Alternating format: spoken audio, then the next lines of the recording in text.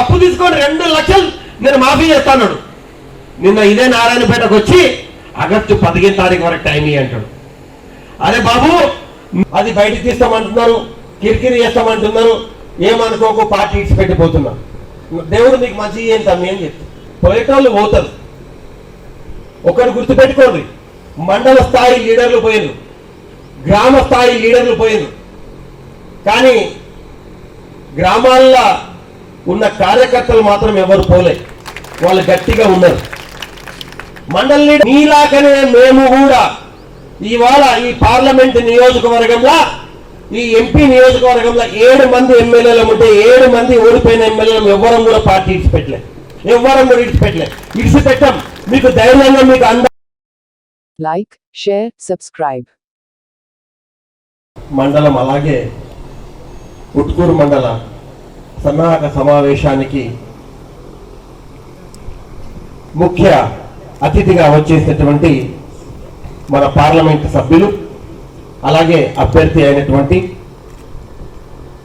సోదరులు మన్నె శ్రీనివాస్ రెడ్డి గారు, అలాగే మాజీ మంత్రివర్యులైనటువంటి గౌడ్ గారు, అలాగే షాద్నగర్ తొలి శాసనసభ్యులు, మరి శాసనసభ్యులైనటువంటి సోదరుల యాదవ్ గారు, మిత్రులు సోదరులు దేవరకద్ర తొలి మలి శాసనసభ్యులు అయినటువంటి ఆల వెంకటేశ్వర రెడ్డి గారు, అలాగే మత్తల్ తొలి శాసనసభ్యులు మళ్ళీ శాసనసభ్యులైనటువంటి సోదరులు చిట్టెం రామ్మోహన్ రెడ్డి గారు, అలాగే మన ఉట్కూర్ జడ్పీ మెంబర్ అయినటువంటి సోదరులు అశోక్ గౌడ్ గారు, అలాగే సీనియర్ నాయకులు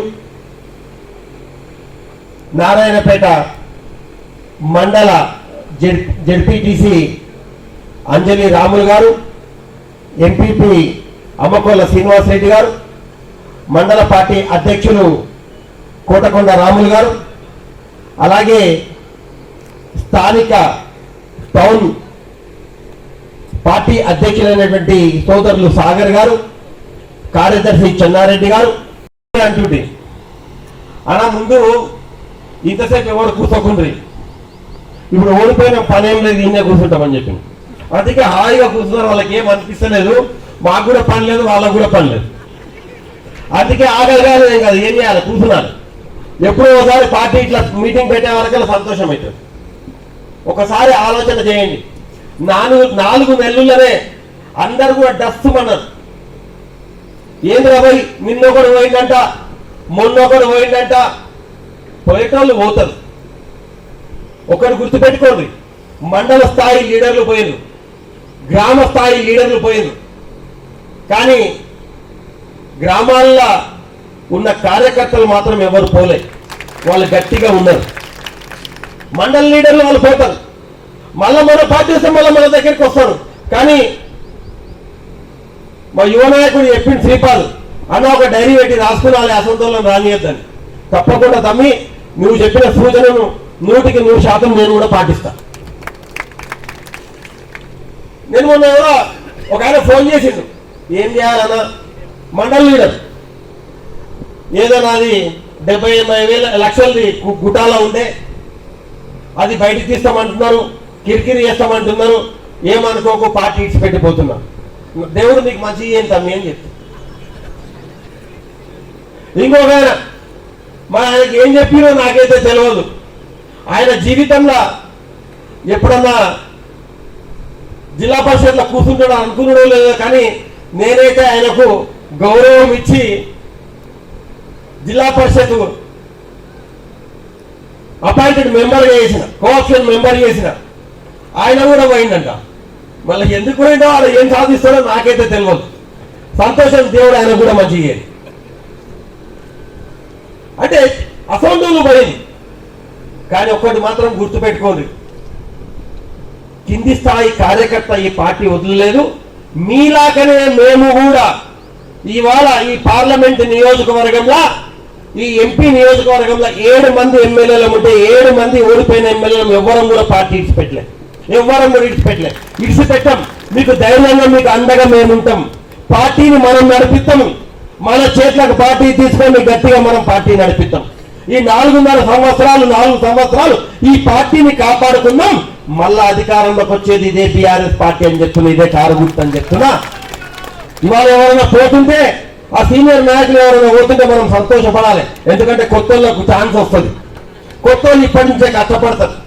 ఒకటి మాత్రం గుర్తు పెట్టుకోండి. ఇవాళ చాలా మంది నేను ఎక్కువ మాట్లాడను, ఎందుకంటే టైం లేదు, ఇంకా ఇద్దరు ఉన్నారు మాట్లాడడానికి. నిన్న రేవంత్ రెడ్డి గారు చెప్తుండే తక్కువ చేస్తలేరు అని. ఆయన ఇంతకుముందు కూడా ఆయన గద్వాల వేరే వాళ్ళకి సపోర్ట్ చేసింది అని చెప్తాడు. కానీ మళ్ళీ ఇదే అరుణమ్మ మొన్న రాజేందర్ రెడ్డి ఎలక్షన్లో ఎవరికి సపోర్ట్ చేసింది? కాంగ్రెస్ కు చేసిందా? మళ్ళీ అది ఎందుకో చెప్పాడు రేవంత్ రెడ్డి. మళ్ళీ ఆమెనే కదా గెలిపించింది కాంగ్రెస్ మీద, అది చెప్పాడు. వేరే ఏమేందో చెప్తాడు. ముందు నువ్వు చూసుకో, మీ ఎమ్మెల్యే ఎవరికి చేస్తాడు సపోర్ట్ అనేది నువ్వు చూసుకో. ముందు చేయకపోతే ఆమె తంతది, ఇక్కడ లేకపోతే నువ్వు తంతావు. వాళ్ళ పరిస్థితి చూడు. ఇది నేను చెప్పేది. అయ్యా ఇంకా చాలా ఉంది. ఒకటి గుర్తుపెట్టుకోండి. ఇంతకుముందు భక్తులు చెప్పిండ్రు. ఏమని చెప్పిండ్రు అంటే, ఇంతకుముందు నా పక్కకు అలిపురం వెంకటేశ్వర రెడ్డి ఒక మాట చోలో చెప్తున్నాడు. ఏమన్నా అందరు ఫుల్గా తిరుగుతున్నారు, మనం ఇంకా స్టార్ట్ చేయలేదని. అయ్యా అలిపురం వెంకటేశ్వర రెడ్డి గారు, నేను ఒక విషయం చెప్తాను నీకు. మొన్న మా ఎమ్మెల్యే ఎలక్షన్లో ఏం చేసినాం? 6 నెలల ముందు నుంచి తిరిగినాం మేము. 6 నెలల ముందు ఆత్మీయ సమ్మేళనాలు కోసింది కోసకమే తినకమే 6 నెలలు. వాడు 15 రోజుల ముందు టికెట్ తీసుకుని వచ్చే గెలిచిపోయి. అర్థమైందా?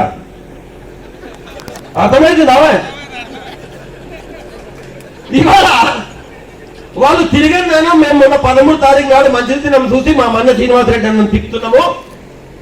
మాకు ఈసారి చాలా ఈజీగా ఉంది ఎలక్షన్. మేము ఎవరిని అడిగే అవసరం లేదు. ఎవరన్నా వాడు వచ్చి ఊర్లో ఒకటి ఇంకోటి చెప్తారు వెంకటేశ్వర రెడ్డి గారు, వాళ్ళ వెహికల్లు తిరుగుతున్నాయి, వాళ్ళ ఆటోలు తిరుగుతున్నాయి, టెంపోలు తిరుగుతున్నాయి. కానీ ఎవడు పోయి కూడా ఓటేయమని అడిగే ధైర్యం లేదు. ఎందుకంటే ఇలా ఊర్లో పోతే అడుగుతారు, అరే 4,000 ఇస్తాంటివి కదరా, అత్తకు 4,000 ఇస్తాంటివి, కోడలకు 2,500 ఇస్తాంటివి, ముందు గవిచ్చి మాట్లాడరా, మొన్న వచ్చినప్పుడు గ్యారంటీ కార్డు అని సైన్ చేసి కాగితం ఇచ్చినావు, దీని సంగతి చెప్పు, తర్వాత నీకు ఓటేస్తామంటారు. ముఖం లేదు వాళ్ళ. అవునా కాదా? మనం ఎప్పుడు ఎలక్షన్లకు పోయినా కూడా మేము ఇది చేసినాము, అందుకే మాకు ఓటేయండి అని అడిగినాం. కానీ వాళ్ళకి ఇది చేసామని చెప్పుకోనికే ఏం లేదు. ఊరిచిరి అత్తకు 4,000, కోడలకు 2,500. అయ్యా ఇప్పుడు పెళ్లి చేసుకుంటున్నావా? కొంచెం ఆగు. 1,00,000 కాదు, 1,00,000 చదువుకు 1 తులం బంగారం. ఎవరో కాదు చెప్పింది, ఇదే కోదిగిల్లో కొడంగల్లో ప్రియాంక గాంధీ చెప్పింది, తులం బంగారం ఇస్తామని. మనం వచ్చిందా?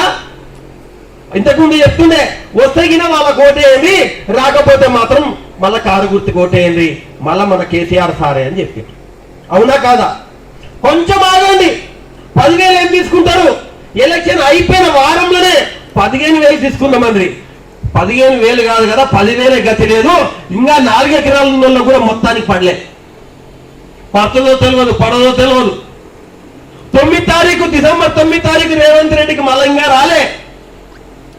ఇంతకుముందు సలీం భాయ్ చూపిస్తున్నది అదాంట్లో మొబైల్లో 2 లక్షలు పోయి అప్పు తీసుకొని 2 లక్షలు నేను మాఫీ చేస్తాను. నిన్న ఇదే నారాయణపేటకు వచ్చి ఆగస్టు 15 తారీఖు వరకు టైం ఇయ్యి అంటాడు. అరే బాబు, నిన్నగిన నమ్మి అప్పుడు నమ్మి ఊరిస్తివి, మా వాళ్ళు మోసం పోయి నీకు ఓటేసిరి, 4 నెలలు నువ్వు ఉత్తరే ఉండి ఒక్కరు కూడా చేయకపోతివి, రైతు బంధు లేదు, రైతు బీమా లేదు, కళ్యాణ లక్ష్మి లేదు, నువ్వు చెప్పిన రుణమాఫీ లేదు, నువ్వు వడ్లకు 500 రూపాయలు బోనస్ ఇస్తున్నావు, ఆ బోనస్ కూడా లేదు. ఇవాళ మళ్ళా నీకు ఓట్లేస్తే నువ్వేమంటావు? నేను అబద్ధం చెప్తా కూడా కొడుకులు ఓట్లేసిండ్రు, ఇంకెందుకు అంటేనా? అందుకోసం నేను ఏం చెప్తున్నా అంటే, ఇవాళ మేము ప్రతిపక్షంలో ఉన్నాం, ప్రజల పక్షాన మేము పోరాడాలి కాబట్టి ఒక విషయం చెప్తున్నా. ఇవాళ ఆయనకు ఓటు వేయకుండా చెప్ప మీద చల్లు అని కొట్టినట్ల బీఆర్ఎస్ ను గెలిపిస్తే అయ్యా అబద్ధం చెప్తే చెంపపెట్టు పడుతుందని ఆయనకు కూడా అర్థమవుతుంది. అబద్ధం చెప్తే చెప్పపెట్టు పడుతుందని అర్థమవుతుంది. మీ గురించి మాట్లాడడానికి బీఆర్ఎస్ అభ్యర్థి ఆడ పదా రెడీగా ఉంటాడు మీ ప్రాబ్లంలో మాట్లాడటానికి. ఒకసారి ఆలోచన చేయండి. ఈ తెలంగాణలో అరే అమ్మకి తెలంగాణ తెచ్చింది కేసీఆర్ రాబోయ్, అదెట్లా మరిపిస్తావు జనాలతోనా? అది మరవనికి అవుతుందా? 125 ఫీట్ల అంబేద్కర్ ఇవాళ దేశంలో ఎక్కడ లేనట్లా ఇలా హైదరాబాద్ లో కట్టిండు కదా. నువ్వేం చేస్తే మన అంబేద్కర్ జయంతి రోజు ఆడికి ఎవ్వరు పోకుండా నివాళులు అర్పించకుండా ఆడ తాళం వేసి పెడితేవి కదా. మరి ఎట్లా చేద్దాం? దూరంకి వెళ్ళి కూడా అంబేద్కర్ కనిపిస్తారు కదా. మళ్ళీ కేసీఆర్ని ఎట్లా మరిచిపోతారు? కాళేశ్వరం నీళ్లు చూస్తే కేసీఆర్ గుర్తొస్తుంది, మళ్ళీ ఎట్లా మరిపిస్తావు? ఇంటింటికి మిషన్ భగీరథ నీళ్లు వస్తాయి కదా, మళ్ళీ కేసీఆర్ని ఎట్లా మరిపిస్తావు? కాన్పైతే కేసీఆర్ కిట్ ఇస్తుంది కదా, మళ్ళీ కేసీఆర్ని ఎట్లా మరిపిస్తావు? ఒకసారి ఆలోచన చెయ్యి. అంతెందుకు మళ్ళా బతుకమ్మ చీరలు ఇస్తారు కదా, కేసీఆర్ని ఎట్లా మరిపిస్తావు? ఎట్లా మర్చిపోతారు కేసీఆర్ ను?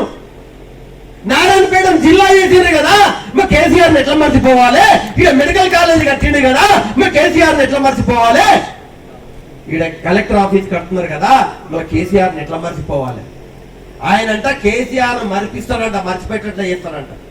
ఇవన్నీ నీకు శాతం అవుతాయా? ఇవన్నీ నీ నుంచి అవుతాయా? ఒక్కసారి ఆలోచన చేయండి.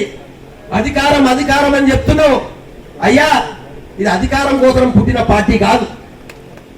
తెలంగాణ సాధించడానికే ఒక ఉద్యమ పార్టీగా వచ్చింది. ఇది 14 సంవత్సరాలు ఉద్యమం చేసి తెలంగాణను తీసుకొచ్చి 10 సంవత్సరాలు తెలంగాణను అభివృద్ధి పథంలో నడిపించి ఇలా భారతదేశంలోనే నెంబర్ 1 చేసింది. అయ్యా నేను ఒకటి అడుగుతా రేవంత్ రెడ్డి గారు, ఈ ప్రజలందరి తరఫున నేను ఒకటి అడుగుతున్నా. నేను మొన్న కూడా అడిగిన 4 రోజులు 5 రోజులు 6 రోజుల కింద నేను ప్రెస్ ముఖాంతరం అడిగిన, అయ్యా నువ్వు నారాయణపేటకు వస్తే ఒక విషయం మా క్లారిటీ ఇయ్యి, ఇంతకు నారాయణపేట జిల్లా ఉంటుందా ఊడుతుందా చెప్పు ఆడికి వచ్చినప్పుడు అని చెప్పిన. నేను ఏమైనా చెప్పిండా? ప్రెస్ వాళ్ళని అడుగుతున్నా, మళ్ళీ ఏమైనా చెప్పిండా నాకు తెలియదు. మళ్ళా చెప్పలేదంటే దీని అర్థమైంది. ఉన్న నారాయణపేట జిల్లాకే ఇవాళ ఏమవుతుందో తెలుస్తలేదు. మొన్న ఎలక్షన్లో చెప్తుండ్రి ఉగాది లోపట కోటకొండను మేము మండలిని క్వార్టర్ చేస్తాము. ఏడ ఉందయా కోటకొండ? ఇప్పుడు ఎవడేమంటలేడు. నేను ఆ రోజు చెప్పింది, అయ్యా మా ప్రభుత్వం వస్తే తప్పకుండా ఉగాది లోపల కోటకొండ కావచ్చు, కాన్కుర్తి కావచ్చు, గార్లపాడు కావచ్చు, ఈ 3 కూడా మేము మండలాలు చేస్తామని చెప్పింది. ఇవాళ ఎక్కడపాయ? ఉన్న జిల్లాకే గతి లేదు. మళ్ళీ అవి ఉంటాయా వస్తాయా ఒకసారి మీరు ఆలోచన చెయ్యండి. ఈయనంట కేసీఆర్ ను మరిపిస్తాడంట. అరే కేసీఆర్ ను మరిపిస్తే మన గొల్లకూరు వాళ్ళు ఆ జీవాలను చూస్తే కేసీఆర్ గుర్తొస్తాయి కదా, ఎట్లా మరిపిస్తావు? మా ముదిరాజు సోదరులు చేపలను చూస్తే కేసీఆర్ గుర్తొస్తాడు కదా, ఎట్లా మరిపిస్తావు? ఒకసారి మీరు ఆలోచన చేయండి.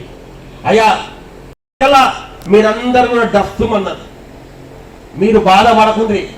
అయ్యా ఈ ఎంపీ ఎలక్షన్లతోనే మళ్ళా మనం జోరు అందుకునాలి, మళ్ళా మన పూర్వ వైభవం రావాలి.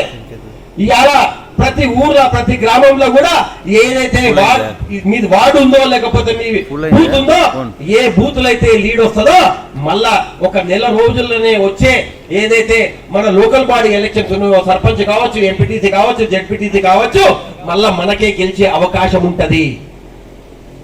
కష్టపడండి. ఈ ఎంపీ ఎలక్షన్లు అయిన 2 నెలల్లోనే ఈ ఎలక్షన్లు అన్నీ అవుతాయి. మళ్ళా ఒక మంచి అవకాశం మీకు అన్ని గెలవడానికి. మీ వెనక మేముంటాం, మేము గెలిపించుకుంటాము. మేము ఓడిపోయిందని మీరు అధైర్యపడొద్దు. మళ్ళీ మీకు అంత ఒక ధైర్యం వస్తుంది.